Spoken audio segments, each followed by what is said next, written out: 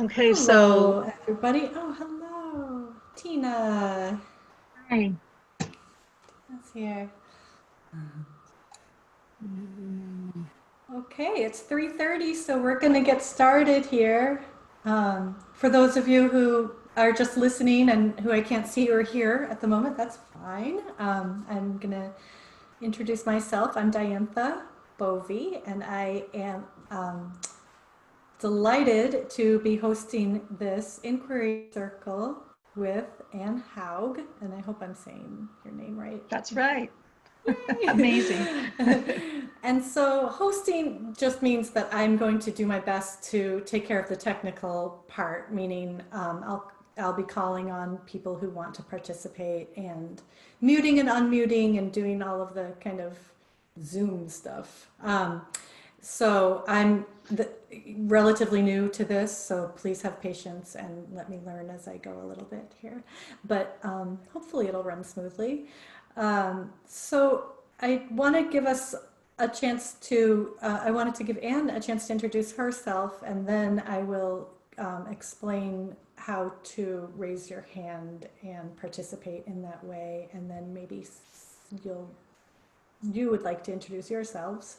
Um, so let's proceed in that order.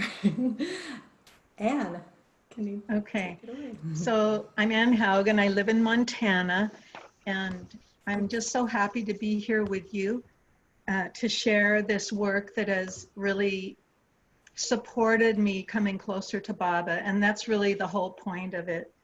Um, and so why don't each of you just say your name and where you're from if you would like to do that?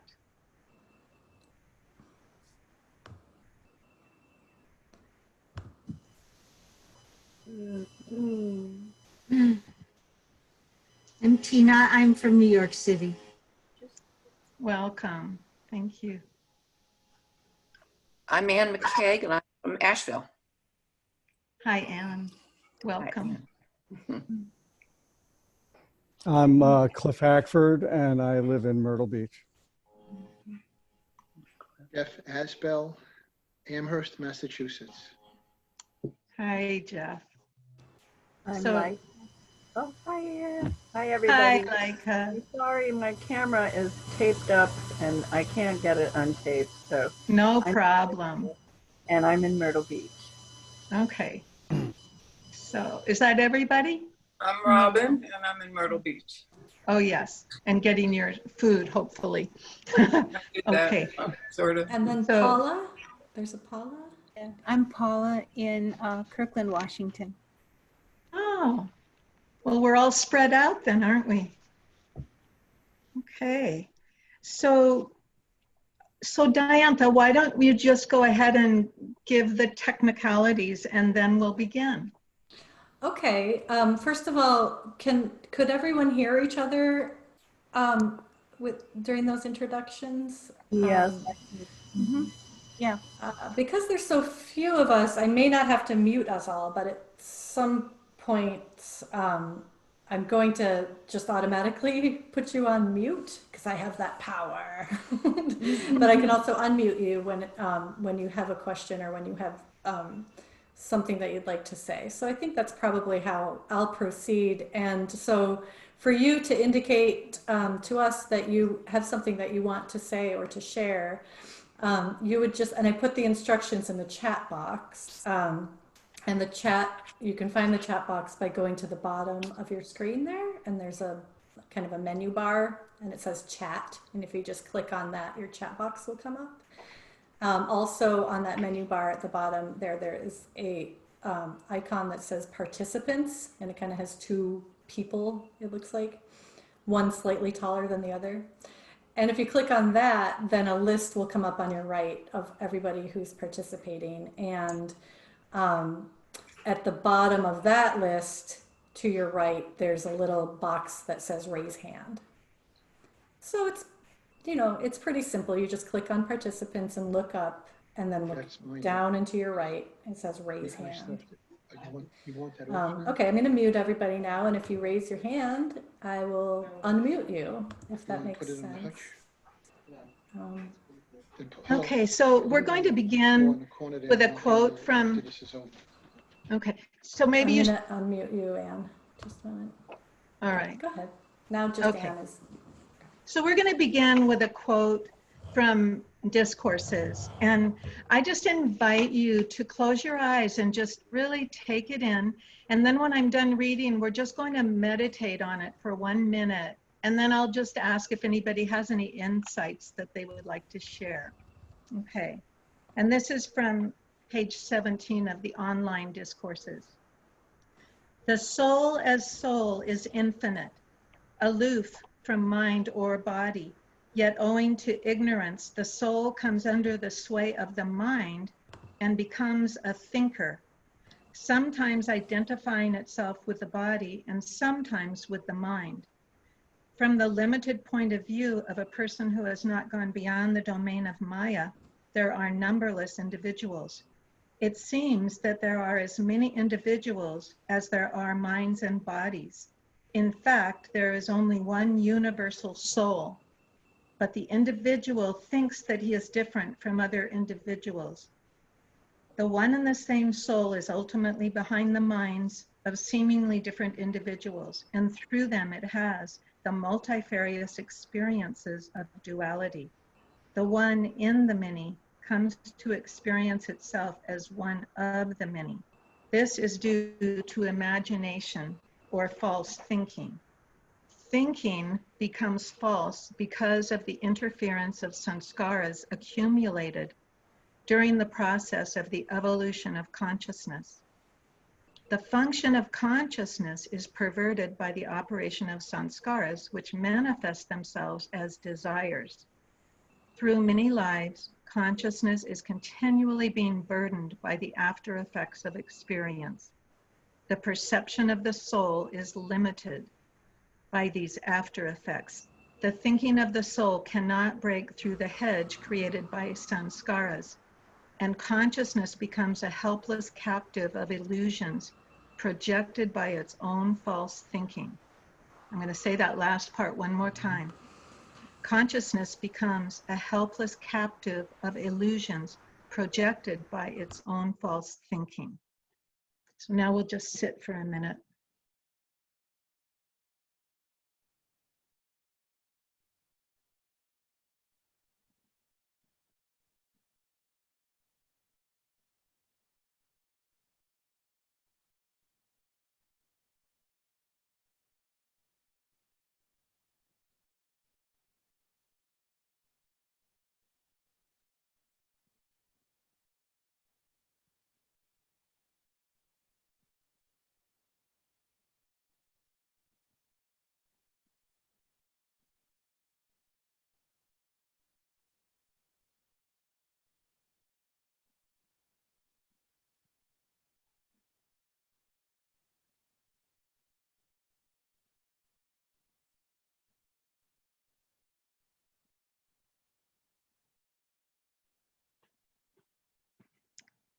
So would anyone like to share an insight or awareness that you have from that reading from Baba?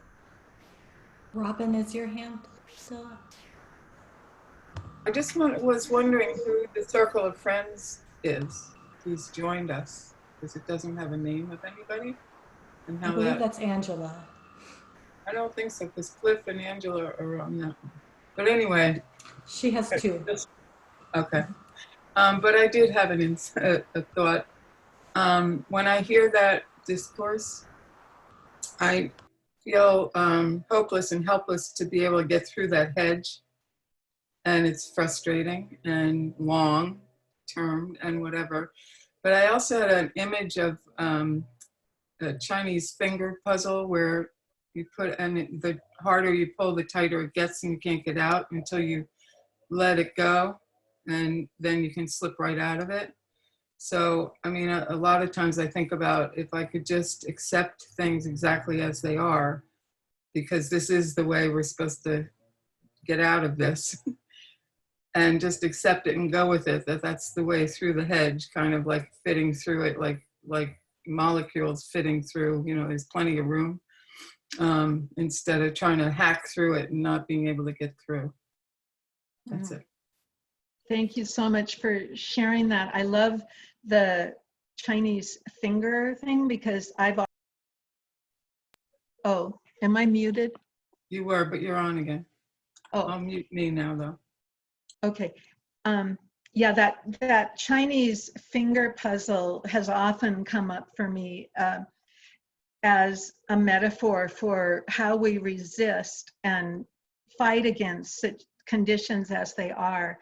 And I do find that when we take these stressful thoughts and inquire into them, it is a way of relaxing everything. And then the problem solves itself.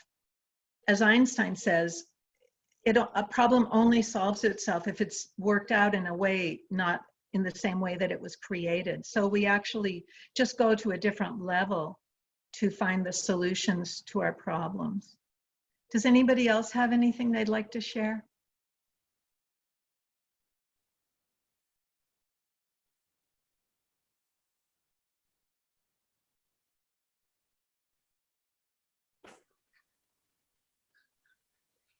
Okay, Anne's raising her hand.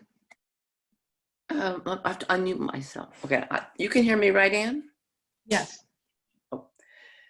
Well, it occurred to me that the only ingredient, the only weapon, so to speak, we have is love. Love kind of dissolves the barriers, you know.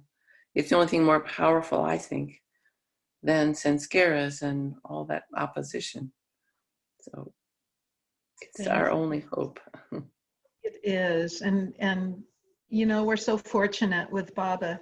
He really is the incarnation of love, and the whole point of this work, which is working with stressful thoughts, is so that our mind can come to rest in our heart, so that we can live through the intuition, which is in the voice of the heart. And so, yes. Anybody else? Anybody else want to share before we move on?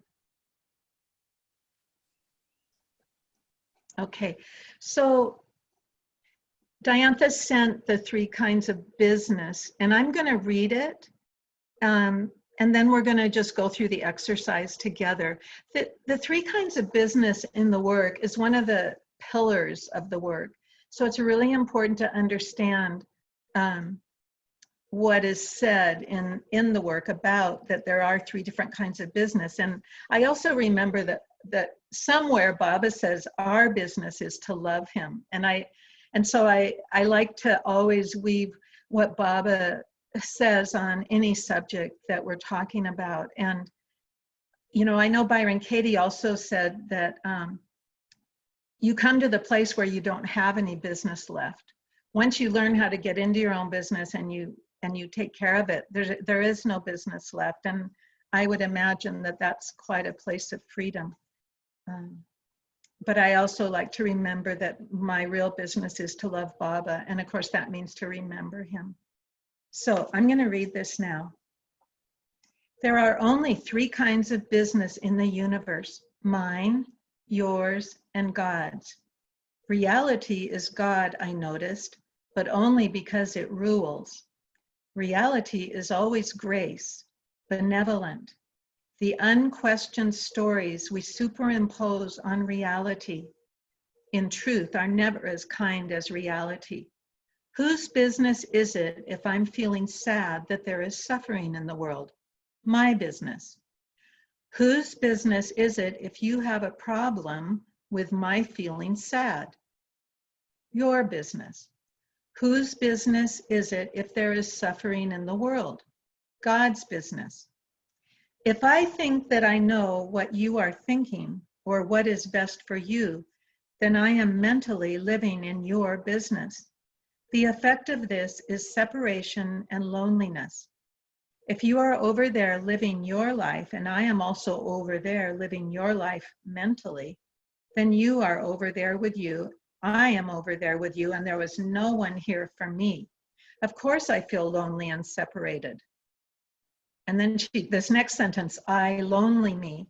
She uses lonely as a verb. I lonely me. I make myself lonely. No one else causes my loneliness. I do that. Notice when you feel loneliness or separation, are you mentally out of your business? If you are not sure, stop and ask yourself mentally, whose business am I in? Notice when you give uninvited advice, either out loud or silently. Whose business are you in when you are giving unsolicited advice? So we're going to do this exercise together next. But before we do that, does anybody have a comment or a question? Okay, so Diantha, why don't you unmute everyone, and I want you all to just say whose business it is, and we'll just do it all together. So whose business is it? My height. So your height, whose business is that? Just shout it out. My business. My business. Mine. Okay, I would say it's God's business because I don't have any control over it. I heard somebody say my business. Oh, so it's God's business. Well, you know, you can't do it wrong, and I think it's worth talking about.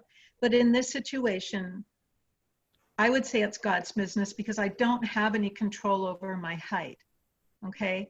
And we're open to all possibilities. So let's go on to the next one. Attending a concert. Whose business is it? If I'm going, and when I say I mean each of you as I. My business. Okay. Does everybody find that? It's my business?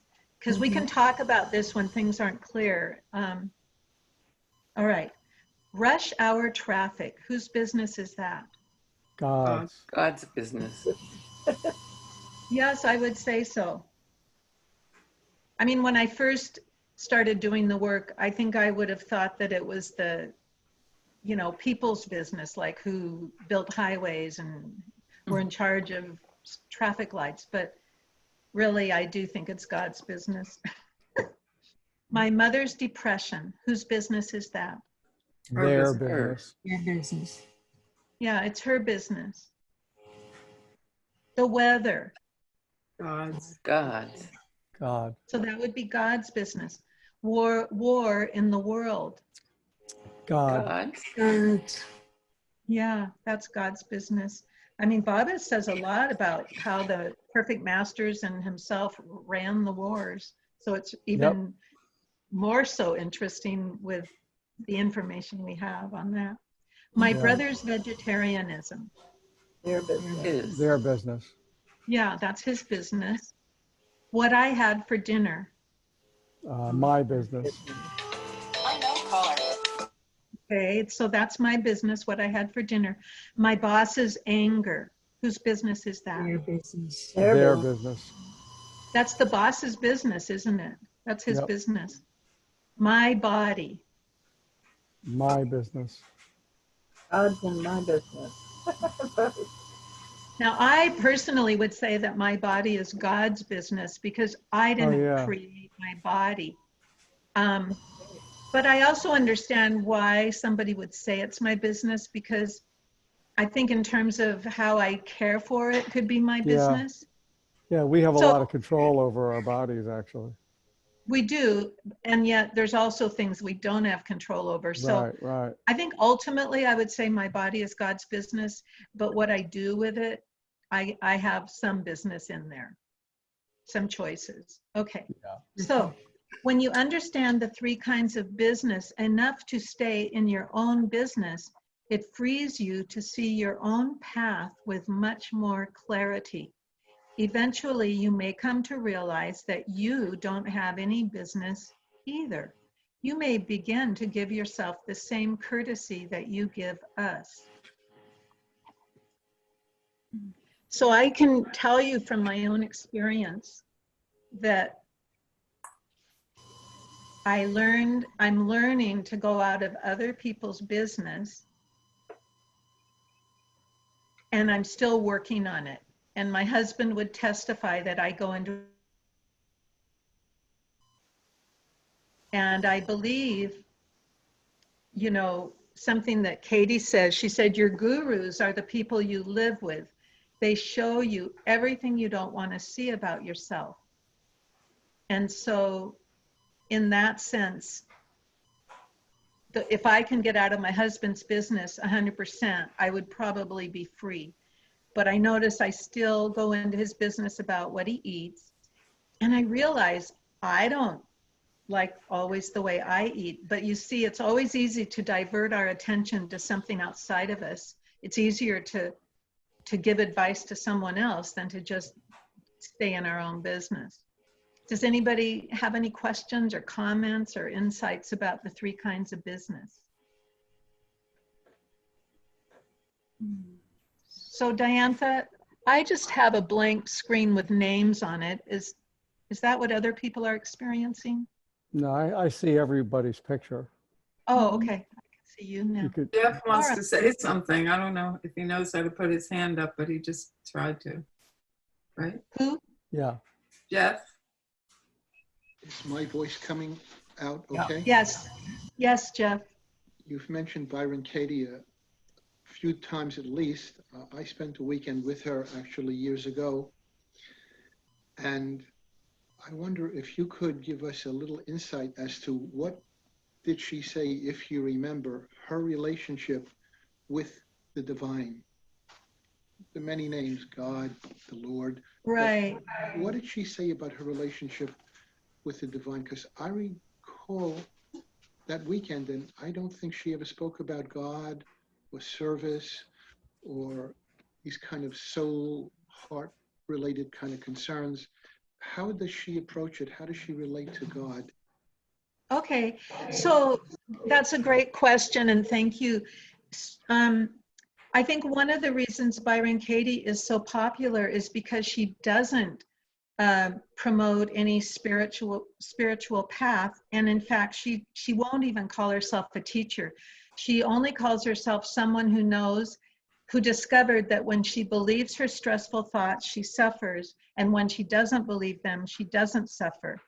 And she actually says that she has never suffered for a moment since she woke up to reality in 1986. She's lived in a state of joy. The work has been compared to Buddhism, and that might be the closest religion to what she says, but she does say her last story is that God is good. So she does talk about God, but she doesn't go into any depth on that. And in many ways, I feel that that's part of the beauty of the work. Because I know if she was a spiritual teacher, I wouldn't really feel good about being with her and doing what she does, because I follow Mayor Baba and he doesn't want us to follow any other masters, but she doesn't call herself a master. She calls herself someone who knows that suffering was the cause, that believing her thoughts was the cause of suffering. Does that help?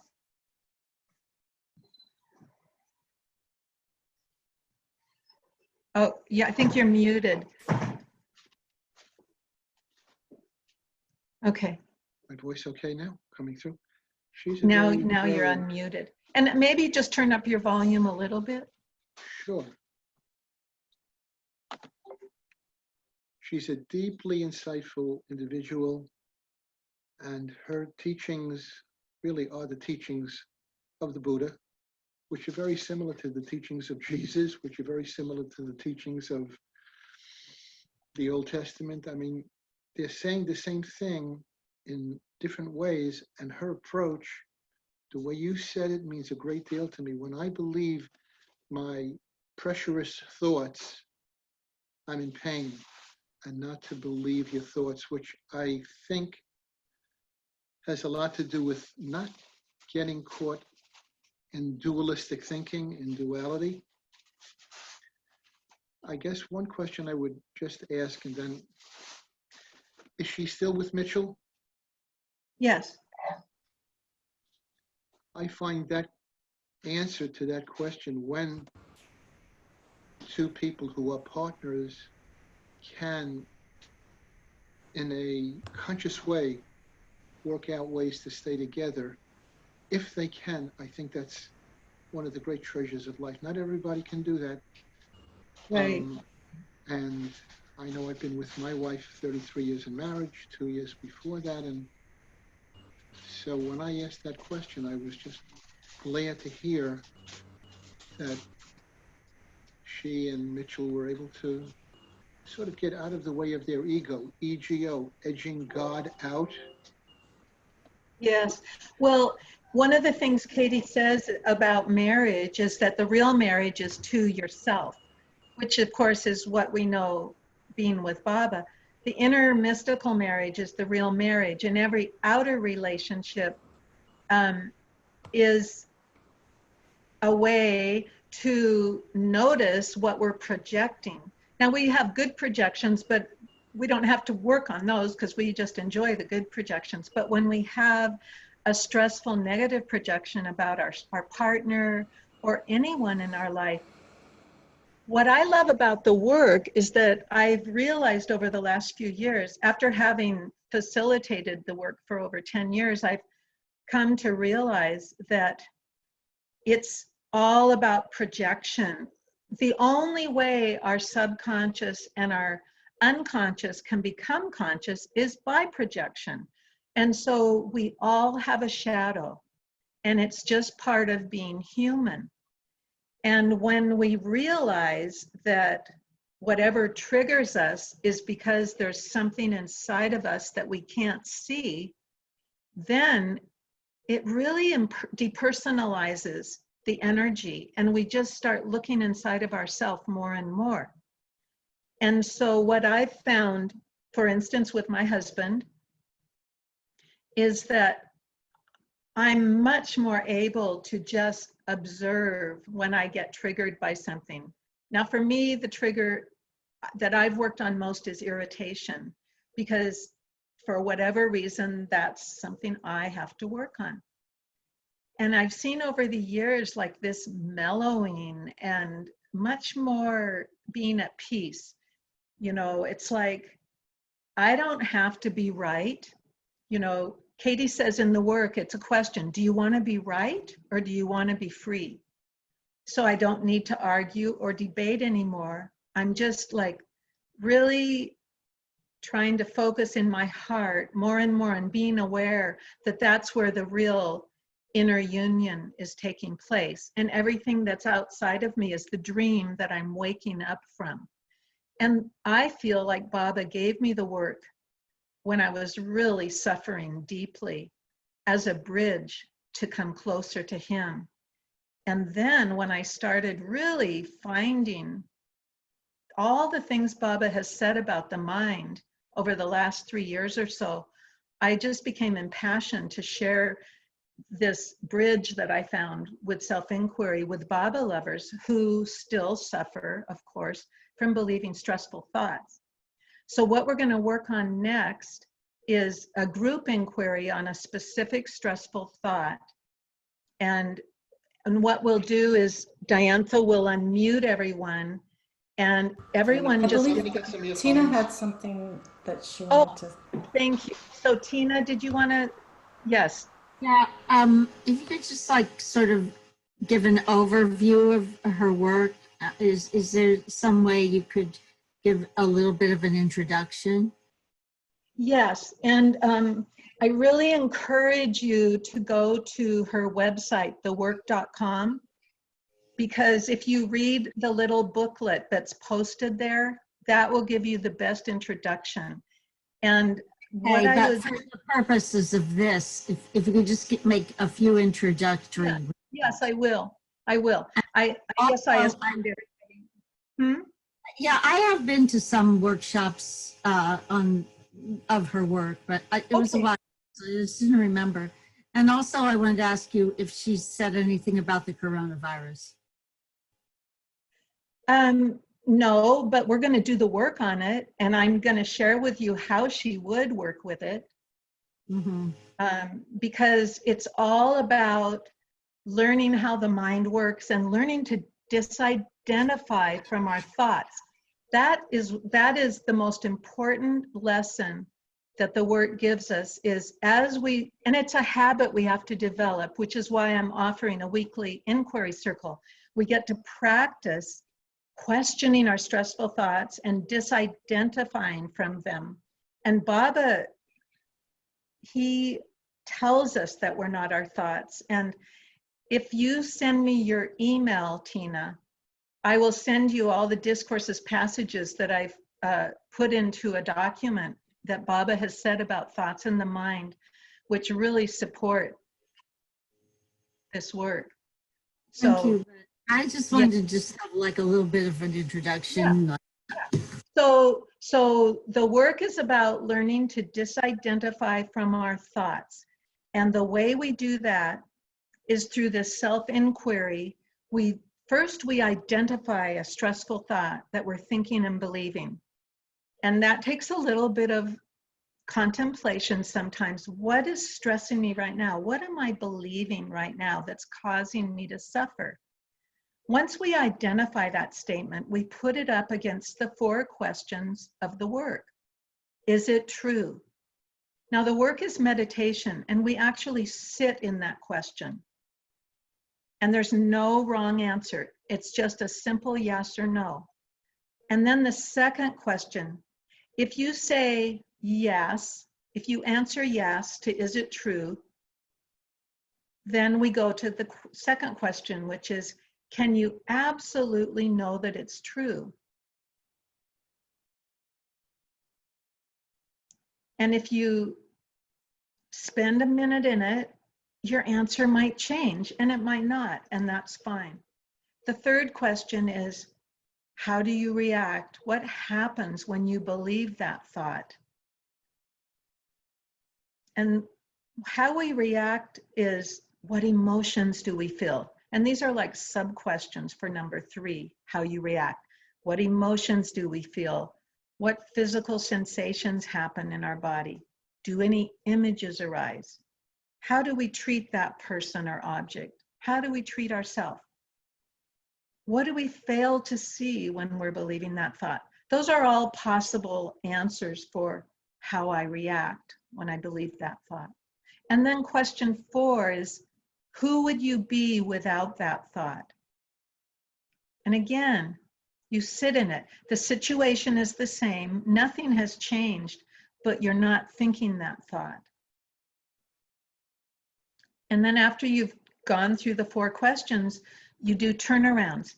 Now, I'm not going to describe that to you because we're actually going to do that together, okay? That's what we're going to move into, and I think that will actually answer your question better than me just describing it. I will describe it as we do it, okay? Now, does anybody else have a question or comment before we move into our group inquiry? Jeff? Could I have your email address? Because I would Yes. really love to get those quotes from Baba's thoughts. Yes, that you good. compiled. So my email address is Anne, A-N-N-E, at kindreality.com. And Tina, if you email me also, anyone who doesn't have it, I will send you Baba's passages from discourses. I didn't, it's 8 pages and they're not all of them, but it's really fun to go through the online discourses and just search for mind or thought, and you'll find even more. And I have been blown away to discover how parallel all these things Baba has said to us are in absolute harmony with the work of Byron Katie. And I was amazed also to realize that even though I had read the discourses many times, you know, to internalize Baba's words is such a profound experience, and it takes us to such a depth. And so I really feel that we need to have a way to practice it together in order to internalize these beautiful, amazing words that Baba has given us that are for us, you know, for the next millennium. Yes? So trying trying to really work these questions. I wrote them down. And the first one, as you said, that Byron said, which is, I'm sure, something like Baba would say. So you're identifying with the thought that gives you pressure.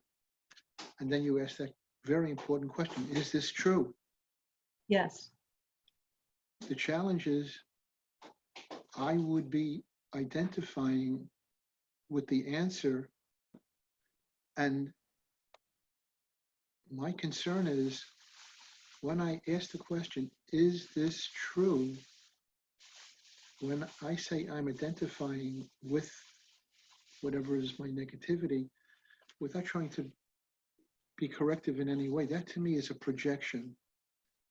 Projecting through a filter and not seeing really what is. So when I ask the question, is that true? And I don't really know, and even giving myself a fair amount of room to just reflect on that, I don't know if it's true. Okay. And it So is, then how do you work with that?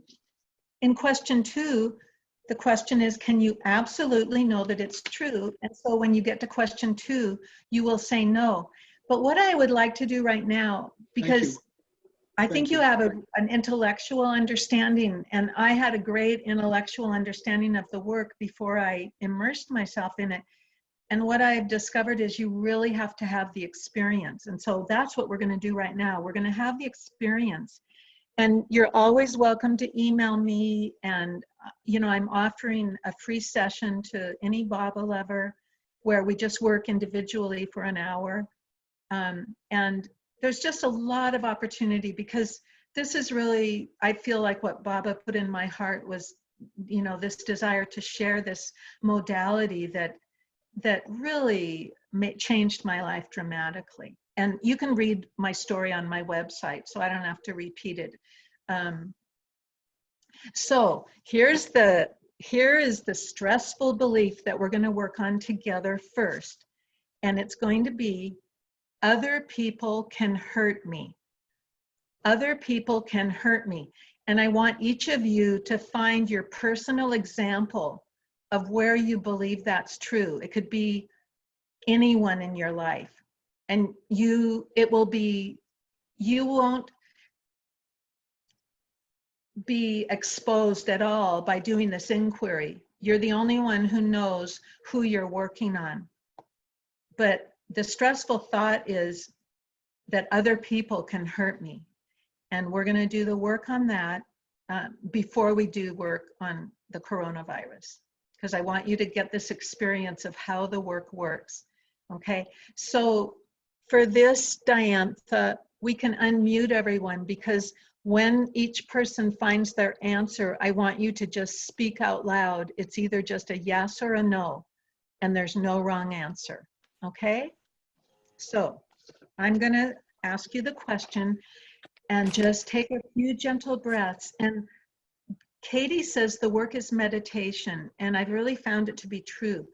Your inner wisdom, you're dropping inside, and you're just allowing your inner wisdom to arise with the answer. It's not coming from your mind. It's coming from someplace deep inside of you. Okay? So, is it true that other people can hurt me?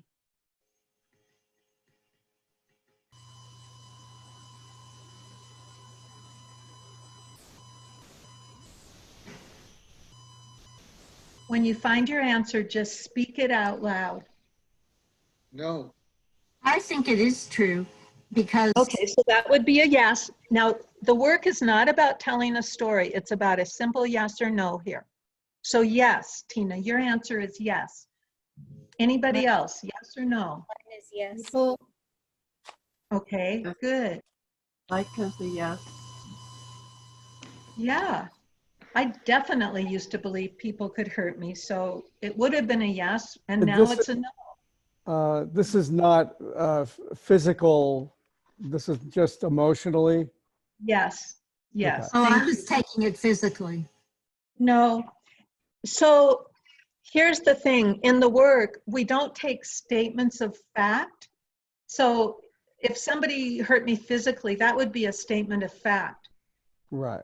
But somebody hurt my feelings, we can question that thought. It's not such a concrete statement. And you'll understand this as we go through the process, okay? Okay. Okay, just wanted to, Yeah. sorry about that. And I would probably change it to I'm no. so glad you brought that up. That's what Inquiry Circle is for. I really do need people to speak up when you have a question Okay. or a comment.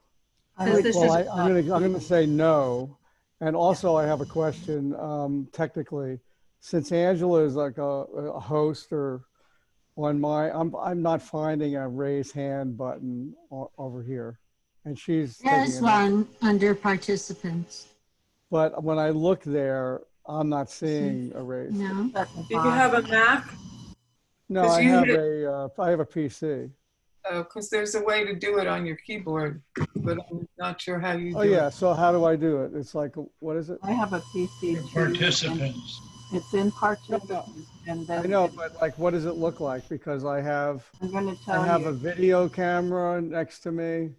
I have a You go little to the dot that's bottom. blinking like a recording or something, like it's running the meeting, and a microphone, a mute.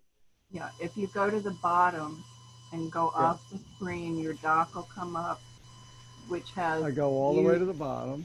start, yeah, and come back, and something should pop up that says invite participants, share screen, chat, record, and reaction. Do you see that? You can try No, but Alt-Y. You mean where it says more? I have mute participants, allow participants to unmute themselves, allow participants to rename themselves, play, enter, exit chime, lock meeting, lower all hands. Yeah, you're in the Cliff, whole- can you try Alt-Y? Okay, Alt Y. Did it work? No. No. Can you just physically raise your hand and I will see you for today and we'll figure it out? Okay. I think it's because of her function that I Yeah, don't your have. co-host. Yep, that's Yeah, I'm a fine. co-host. It okay. sounds like that's the, All right. And Let's move also, on. Okay, sorry about that, guys. That's okay. Okay. no, that's okay. And also for now, we're unmuting everyone because we're going to be doing Right. a group inquiry. And the only time we'll need to mute everyone is probably at the very end of the session. Okay. So we'll make it really easy. All right. So we're going to go to question 2 now. Did everybody found their answer, yes or no? and I have a question about this one because I was thinking of abuse. Can you turn your volume up, Anne? Can you hear me better now? Is that, who's talking?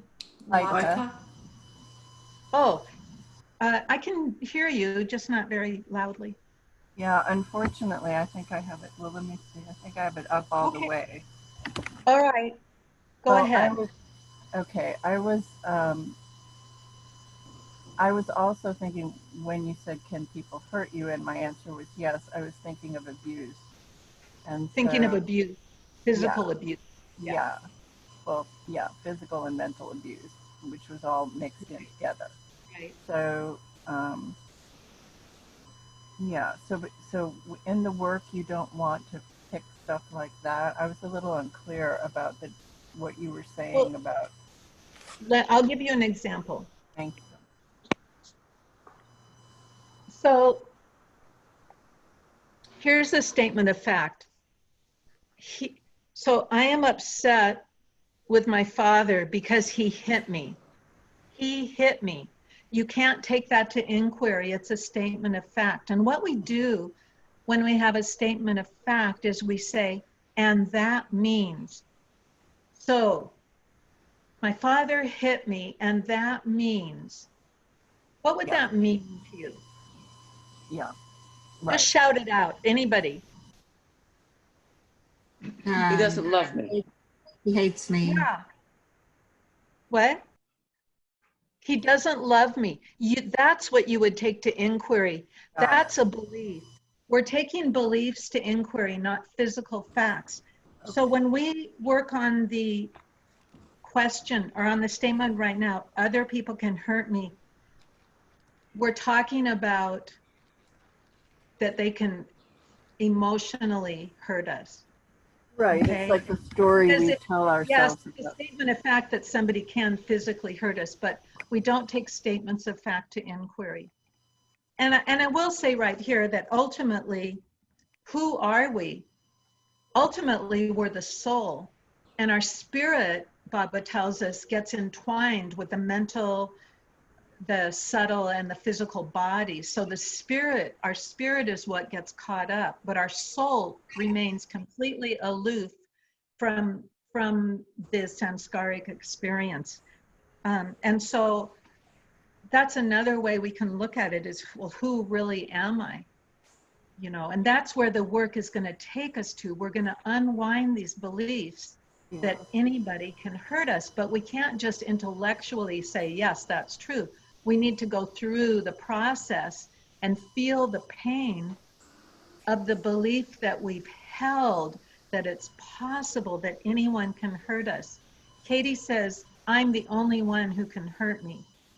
And that's actually what the work is about, but it's a process, and it takes a lot of compassion and empathy for ourselves and feeling the pain that we've borne for embodiments, believing ourselves to be who we really are not.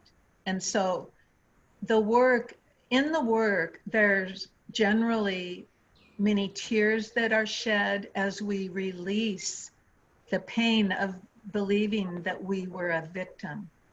It's deep, deep work, and we cannot like superficially just go, yeah, I'm the soul and I can never be hurt. No, we know that that's ultimately the truth we're going to find, but what we're going to do is step by step allow ourselves to release these painful beliefs that have kept us bound.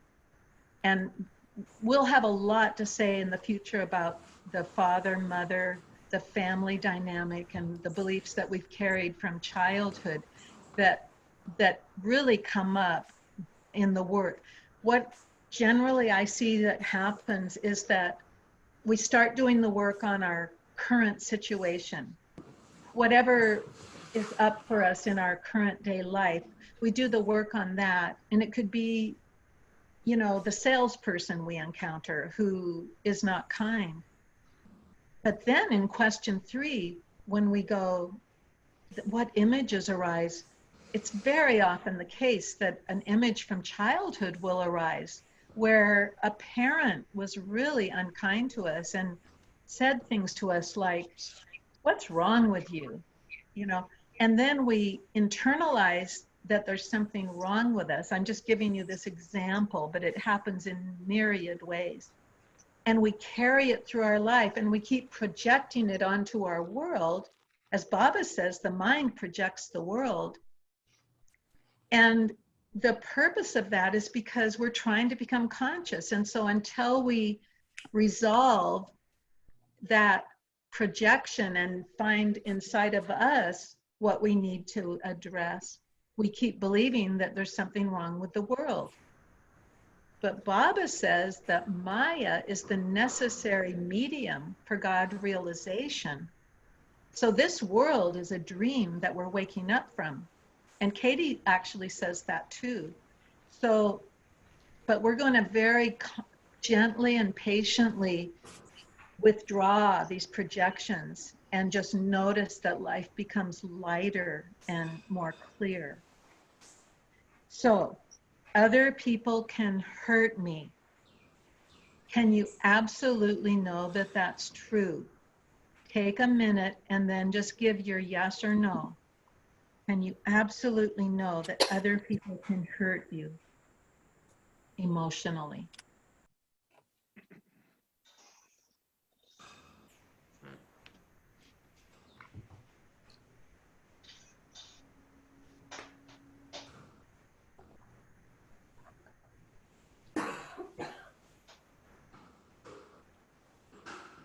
And then when you're ready, just speak out your answer. No. No. No. Constantly. No. Often. It's just a yes or a no. Yes. I would Thank say you. no. No. Yes. Has everyone found their answer? Is anybody still finding it? We're going to move on to question 3. How do you react when you believe the thought that other people can hurt me? What happens? What emotions do you feel?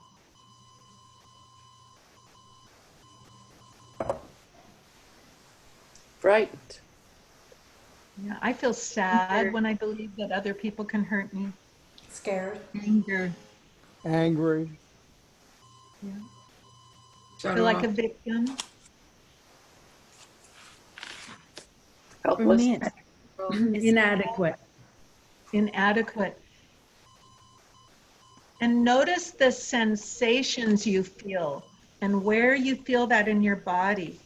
I feel my heart contract. Notice when you're believing other people can hurt me, what sensations are you feeling? Contraction in my chest. Kind of hard lump. Yeah. Can everyone find a sensation? Because what I'd like to do with you right now is to, as the witness, which means the objective observer, to go into that physical sensation in your body, knowing that neither are you your thoughts or are you your feelings or are you really the sensations. And if you can go into that uncomfortable feeling for 60 seconds, something will shift. So let's do that for 1 minute right now. Find the uncomfortable feeling in your body when you're believing the thought that other people can hurt me. And then I'll ask you in a minute to just report any shift that you feel.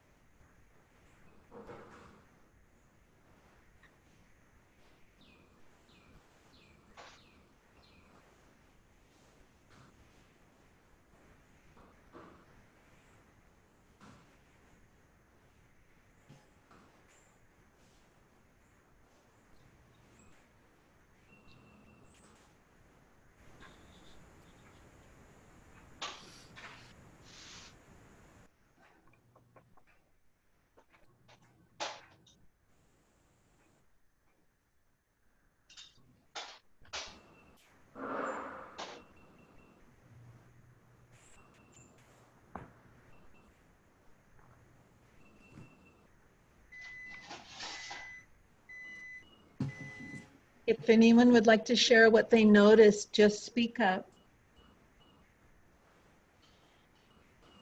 It kind of became untrue towards the end. I stopped believing myself.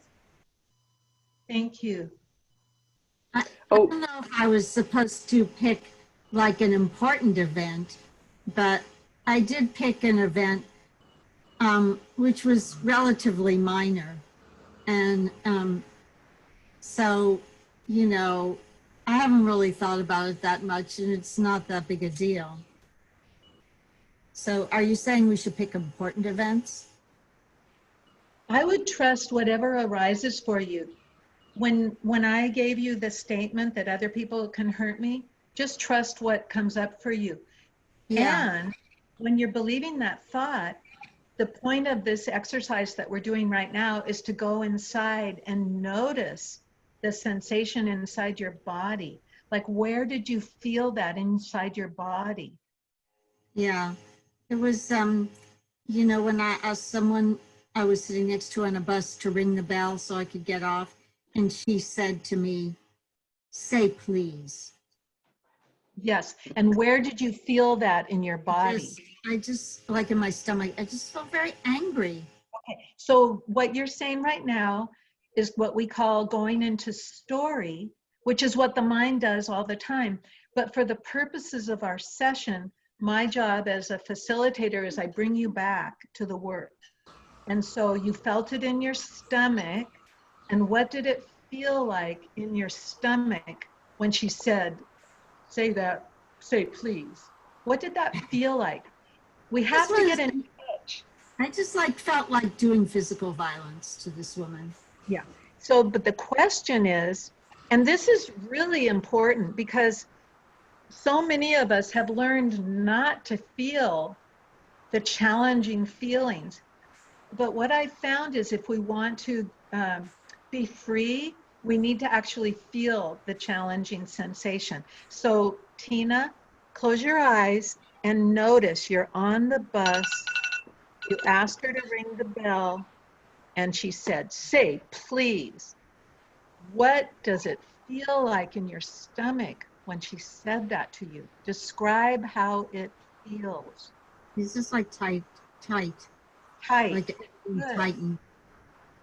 So the exercise, and you can do this next time, the exercise then is to go into the tight feeling in your stomach as the witness, the observer, the witness who never is attached to all of these experiences we have in life. We could call it the soul. That's the exercise that we're working on, because what I have found over and over again is that if we can feel the tightness in the stomach and be with it, it actually releases, and you might even have an image arise from your childhood when someone said something like that to you and you weren't able to completely process it or forgive it or not judge yourself.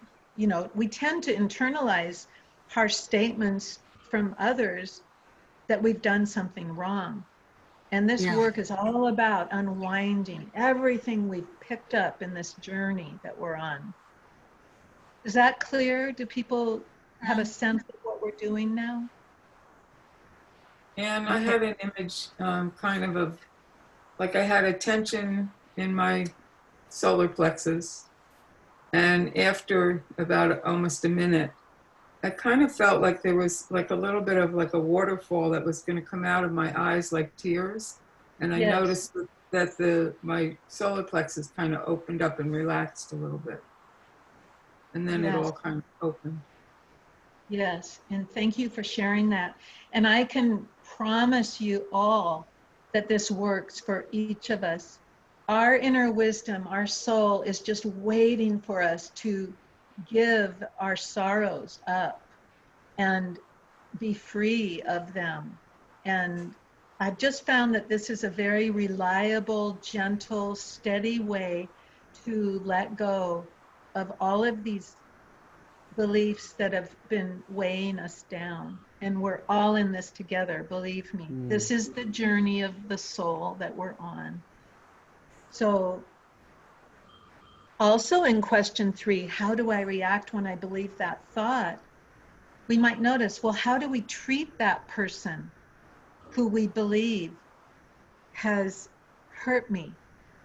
And just shout it out or just speak out. And when you notice, how do I treat that person that you're working on when I'm believing the thought? Not very kindly. Yeah. Yeah. I mean, cut him off. Yes. Remove myself. Yes. I sometimes react in a negative, I say things that aren't nice back. Yes. And at this point, I would like to just share this awareness that we all have a shadow. And it's the shadow that's trying to become conscious. And there's nothing wrong with having a shadow. It's just part of the deal of being human. And so, for example, in my own situation, I used to express anger. Like It's I would yell at 4:30. my kids when they were growing up before I had the work. And I would sometimes yell at my husband. I didn't really yell at other people, but just my family, right? And um, and so that's the shadow. And the way we integrate the shadow, because we can only become more whole by honoring the shadow. And part of that honoring is, like in my situation, is to notice and feel the anger. Anger is a natural emotion that we have experienced as going through the animal stage of evolution. But what Baba tells us to do is to not be a stone. He wants us to feel the anger, but he wants us to not express it.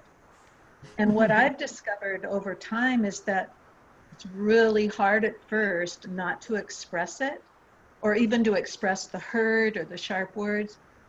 But as we learn to not express it, it gets easier and easier. And in its place, empathy and compassion grow. So now when someone speaks harsh words to me, I just automatically feel like compassion because I know they're suffering. You know, it's never personal. And you'll come to see that more and more.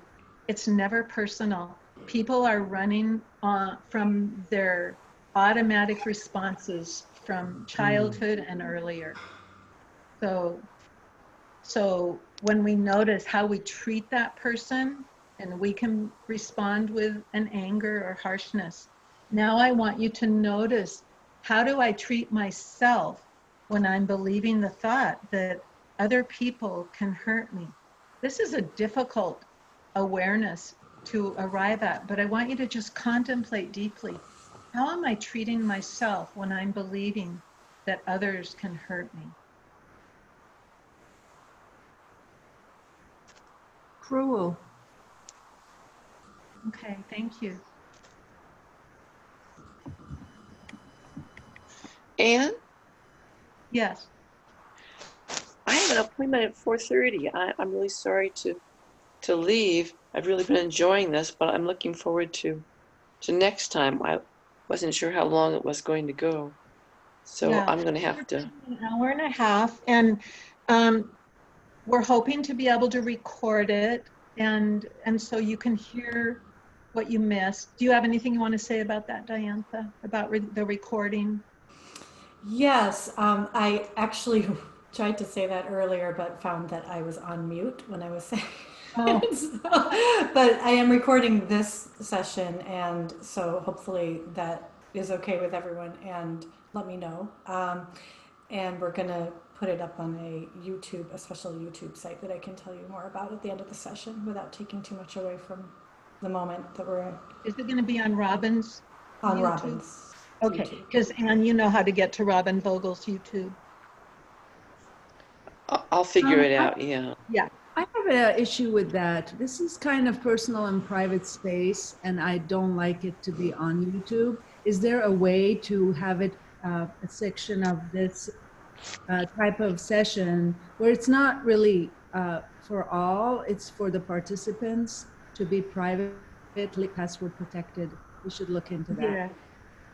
Thank you, and I hear you. And so what I did was I sent out a letter to just all the people on my address list who have been interested in the work. And I said in the letter that we would be recording it, and so that if you didn't want to be on the recording, then just don't speak up.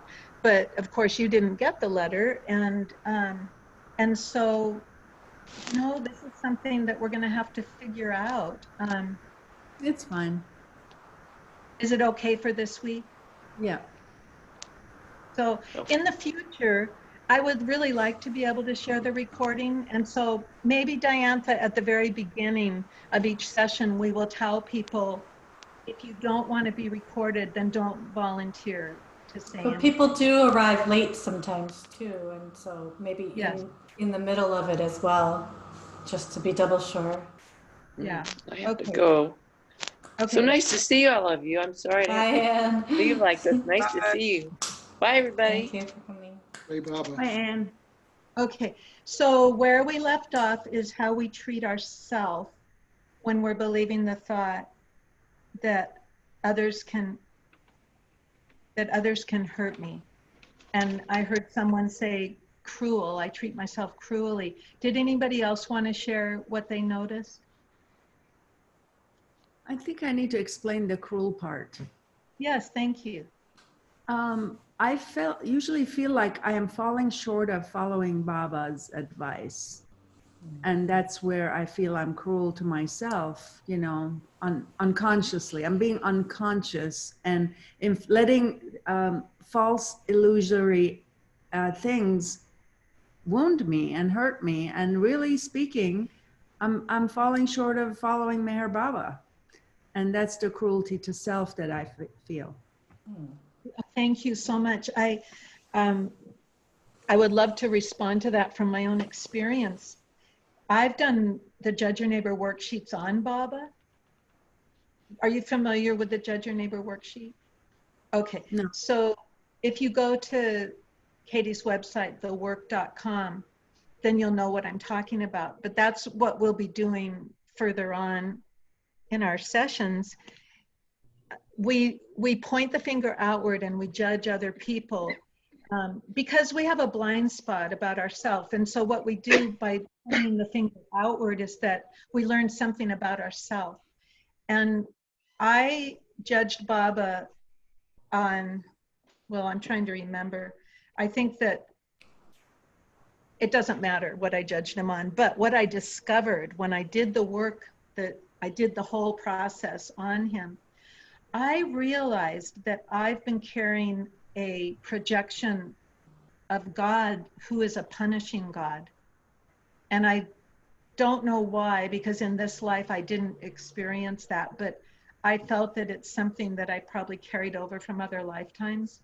And so when you said that you feel cruel to yourself because you can't, you know, you're not living up to what Baba is telling us, that's what it reminded me of. Because as I've done the work more and more, I've realized that Baba is not punishing, and that's only my own, that's my own work, you know. Does that make sense? Yes. Oh, good. Yeah. And so, and also you're welcome to email me, and I'm, you know, I would be happy to have a session with you. And I'm also offering ongoing sessions to Baba lovers just for a donation, whatever you can afford. I don't care if it's $5. This is what I'm offering to Baba lovers based on the value that you receive from it and what you can afford.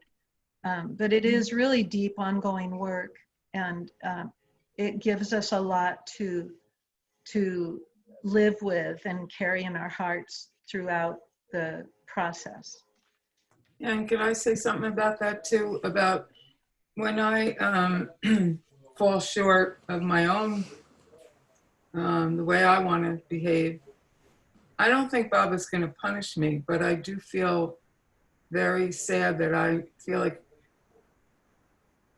I don't know that I feel like I'm disappointing him. I'm disappointing myself because I'm not doing what I think Baba teaches me or shows me or wants me to behave like. And it's not always immediate. It's usually like afterwards. Yes. I feel remorse or whatever.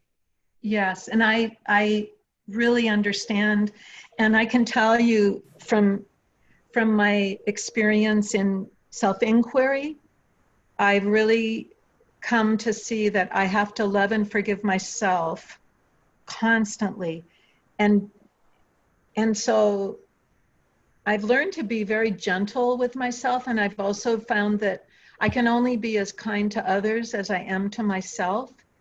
And I haven't ever seen any benefit that arose from being disappointed or in myself or shaming myself or any of that. And so I'm very practical, and I just realized that I'm just marching forward, you know, and I might do stupid things, and, you know, I might not do something as well as I would like to, but my heart is all for Baba, and and so that's my story, and I'm sticking to it, you know.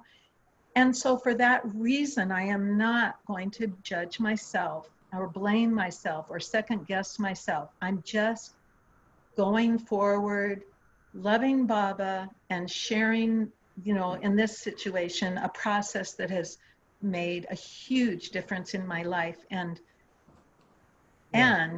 made his words and his teachings much more alive for me. So I am not an advocate of self-punishment or shaming or disappointment, because I cannot see one good thing that comes from it. That's my experience. Lately, my focus has shifted from self-blame to the fact, we talk about facts, that Baba wants our weaknesses. So he actually wants them. So in all these years, I've been beating myself up about my own shortcomings or whatever. It could only be 1 to 5% amount of time in your day or whatever, and then it becomes like a big thing.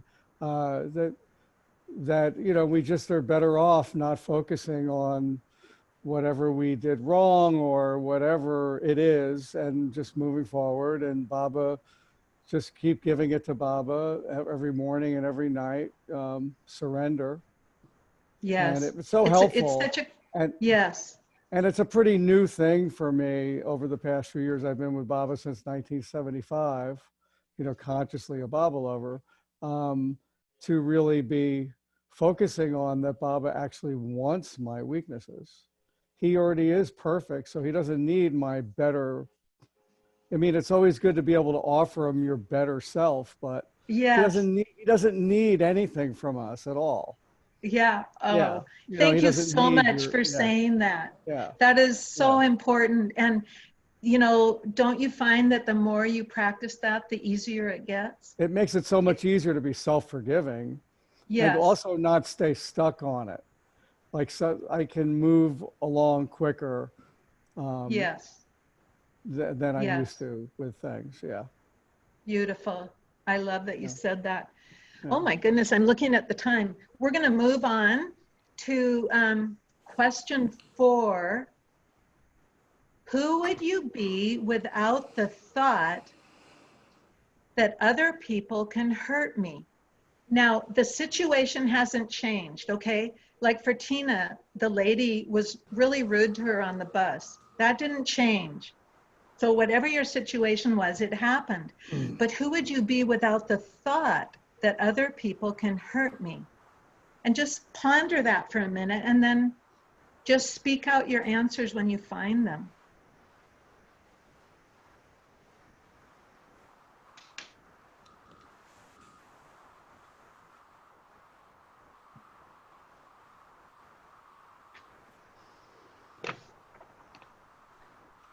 It's my goal in life to be poised under all conditions. So I would be the perfect disciple. You would be poised under all conditions without that thought. Thank you. Beautiful. Anyone else? Brave. Yeah. Happy. Yeah. Yeah, it takes a lot of courage to just get triggered by somebody who's unkind and then just breathe, take some breaths. Without the thought, maybe I would take some deep breaths and just give myself some love. And also in question 4, it's where we find proactive solutions. So other people can hurt me. So what would be a proactive solution that we could enact in that situation? Well, I did just get off the bus. I rang another bell, but I did sort of say something mean back to her. Yeah, yeah. And so that's where the work is going to help you to realize that you're only hurting yourself. You're hurting yourself when you do that. You're perpetuating all the hurt in the world. Whenever somebody's hurtful to us and then we're hurtful back. And so our work which is Herculean work. You know, in the Gita, Krishna says, it is harder to conquer ourself than it is to conquer the world. And I believe that's true. If we can conquer our own weaknesses through love, then that's the great work. So To do it now in the let's, moment, the challenge. pardon? Yeah, To do it we're in going the to moment. turn the thought around now because I'm looking at the time, and so I'm going to just keep us moving along. So first, we can do the turnaround to ourself, and so other people can hurt me would become I can hurt me.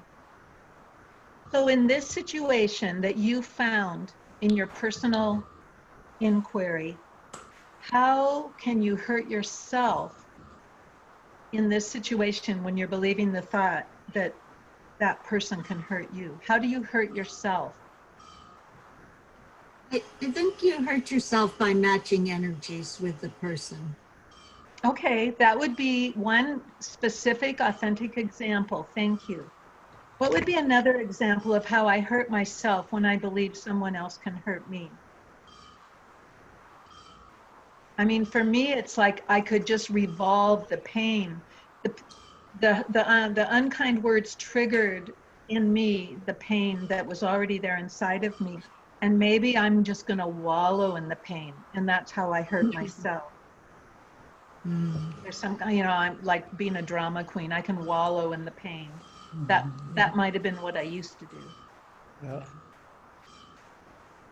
Anybody else have an example they want to share? Okay, then we're going to go around to the turnaround to the other. Other people hurt me. I hurt other people. How do I hurt other people when I'm believing the thought that they hurt me?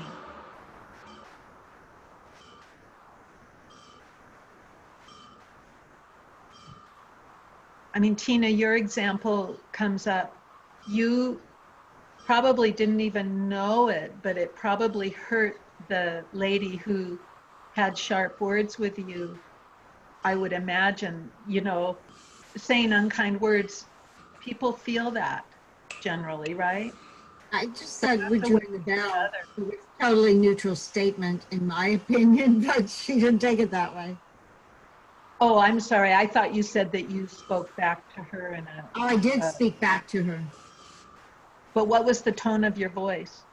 It was definitely a raised voice, angry. Yeah. And so that can be, that's how I hurt other people, by continuing that unloving energy. Cliff, did you raise I your was hand? just scratching my head. Did you scratch your head to find an answer? Diantha. Oh, I was trying to find some hair. I was thinking about dynamics like in a argument or something, and then blaming another person for hurting you and giving them that, just like projecting that intention on them and that power, or just that, you know, because especially if it's not true, that they can't hurt you. Anyway, then it's harmful to them because you're not really being. And that's how we perpetuate this suffering world. We just keep it going, and it takes Herculean courage to stop. It's like the buck stops here. I am not going to react with anger and with unkind words. And don't berate yourself when you fail, because you will fail. It's a new habit that we're developing, to just stop. And, you know, it's perfectly acceptable to excuse yourself from the room and just say, I need to go take care of myself, or I need to leave. Whatever it takes to learn to change this habit. But again, as we spoke about before, don't be hard on yourself when it blurts out, because that's just how it is. As we're working to develop new habits, it's a work in progress. And can we just be kind to ourselves? It's huge. It's just huge. So let's do the turnaround to the opposite. other people can hurt me. So what would be the opposite? There's several ways to do an opposite. Other people can't hurt me. That's, yes. And give me an example of how that could be true. If I can cut off my own reaction, they can't hurt me emotionally. Yeah. So what Byron Katie says is that nobody can hurt me. That's I can only do that to myself. And the reason she says that is because in this world, in this dream world that we're living in, all that the world can do is trigger what's already inside of us. So the wound is already there, and that triggers the pain that's in there.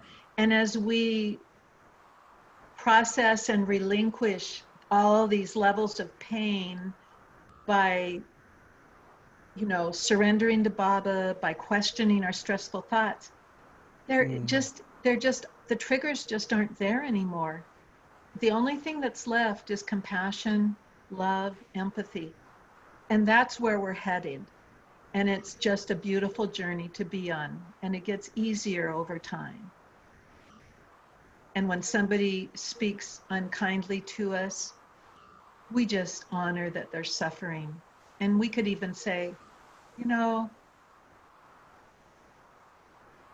I'm sorry that you're feeling that way now. I know what that's like. Okay, so we can say other people can't hurt me. And another opposite would be that person who we believed hurt us helps us. That's another opposite. That person helps me because they're showing me where my work is, where my unfinished business is. As long as we get triggered, it's a gift to have somebody show us the next step that we have to take in our work. Yes? I just wanted to know if you're going to say anything about the coronavirus. Oh, Well, we were going to do the work on it, but we don't have time today. So we'll work on it next week. And what I'll tell you is you can write a stressful thought like, the coronavirus is dangerous to me. And what we do with objects, like something like the coronavirus, is we will work on that, and then we'll turn it around to my thinking is dangerous to me about the coronavirus. So when we have fearful thoughts about the coronavirus, my feeling is I can either be stressed and worried about the coronavirus, and I can get it or not get it, or I can be at peace about the coronavirus and take my proactive solutions like social distancing and washing my hands, and then I can get it or not get it. But if I get it without the fear, I'm still at peace. And so this is the way we learn to live. Life is going to always bring us challenges. It's not what happens to us, it's how we respond to it. So that's the work we'll do next week. We'll do the work on the coronavirus, and you know, you can just notice this week when a stressful thought comes up about it. yeah. Anybody else want to say anything before we close? I'm going to close with a really short Baba quote. But we have a few. Same time next week? Yes, every Wednesday on Eastern time from, is it 3:30 to 5? And anyone's welcome to email me the conversation about recording we can have. I would just love to be able to record because I have quite a few people who wanted to be here who can't. And so we can just sit with that and see what feels like we need to do. But I would love to be able to have this recording. And we also talked about if there's a problem with space, then we could delete it. But Robin, if it goes to your YouTube, that's not an issue, is it? I don't believe so. Right. Okay. And so if that's okay with you, that's what we can do. And then in the future, we can always say at the beginning of class, if you don't want to be recorded, then, you know, just don't speak up. Or I don't know if people can do it anonymously. Diantha, is that a possibility? If people can do what anonymously? If people want to ask a question or make a comment, is there a way they can do it anonymously so that they're not identified? I mean, they can enter the group as an anonymous person with a pseudonym and an image instead of their video. I know that later you're going to be doing more like one-on-one facilitation where it would just, the focus would be on one person while they do an inquiry, and in that case I could stop the recording while they are doing, so that it's not on record. Okay, we'll figure it out. We'll figure it out as we go, but I also think it's really valuable to do these group inquiries, and only to do an individual inquiry if somebody really wants to do that. And if they don't want to do that, they can always email me and have a private session, because I do understand the desire for privacy, and so that's not a problem. We can make these sessions always group inquiries, and I love to get feedback from you, so everyone's welcome to just give me your feedback. This is just something that I felt really inspired to share, and I don't know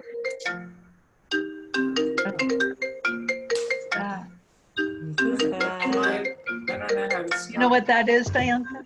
What? I don't know who It's ringing on Okay. Robbins. I don't know how to stop it. Oh, Decline. Sorry. So maybe I'll It's Robin, because I saw the yellow border around yours. busted. so what I would like to do right now is just read you a short quote from Listen Humanity. And then if we have a minute, people can just say whatever they want to say, in goodbye and Jai Baba. So this is from Baba, Listen Humanity, page 38. The whole of creation is a play of thoughts, the outcome of the mind. It is your own mind which binds you, and it is also the mind which is the means of your freedom. You are eternally free. You are not bound at all. But you cannot realize your freedom by merely hearing this from me, because your mind contrives to entangle you in the illusion of duality. Therefore, you only understand what I am telling you, and mere understanding cannot make you experience the truth which I tell you. For that truth, you must let your mind be halted and finally rooted out. Then, as soon as you see me as I really am, everything else will disappear, and you will find yourself to be your own eternal and infinite self.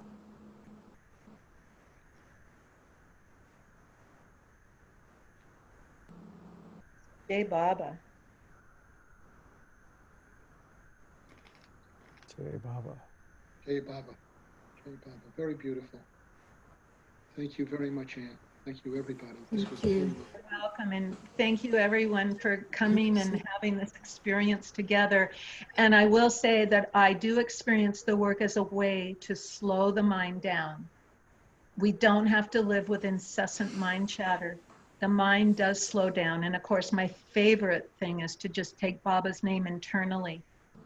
Baba says his name is more powerful even than he is. And so when you're suffering, just Baba, Baba, Baba internally. It's the most magnificent. And it doesn't cost anything, and we can do it anytime. So if anybody wants to say anything before we say adieu.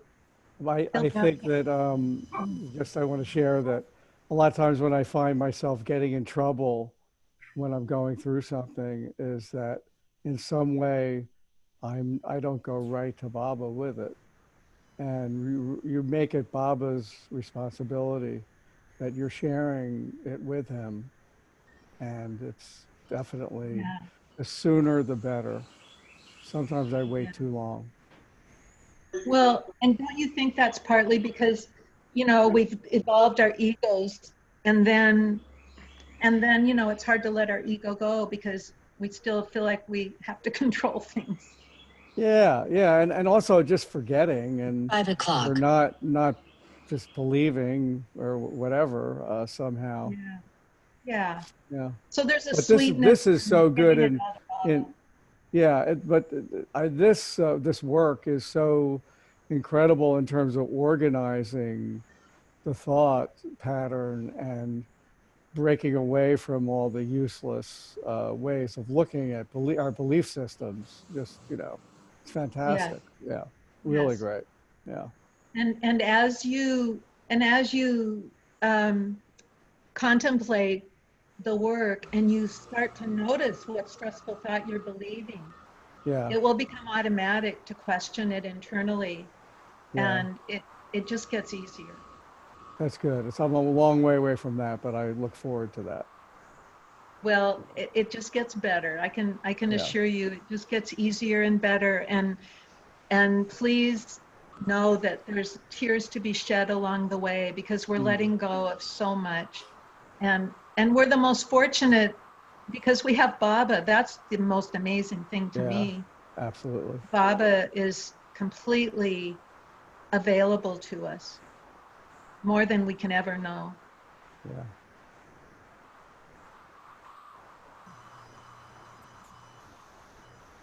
Thank you. Thank you, Anne. Jai Thank Baba. you. Thank you. Thank you, Anne. Thanks, And everybody. very good. Very much. Thank Jai you. Baba. Great, Hey, Baba. Baba. Okay, Baba. Hey, Baba. Jai Till we Baba. meet again. See you next week, hopefully. Yeah. Yeah. Thank you. Now, on a technical side, is there anything I need to do here?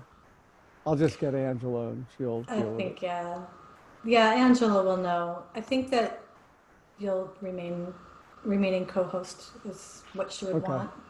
Good. You could mute yourself and turn your video off so This Did is, you yeah, stop we recording? can't hear you. Yeah, I think that Diantha? they I'm were, gonna stop the recording now. Yeah, let's okay. stop the recording.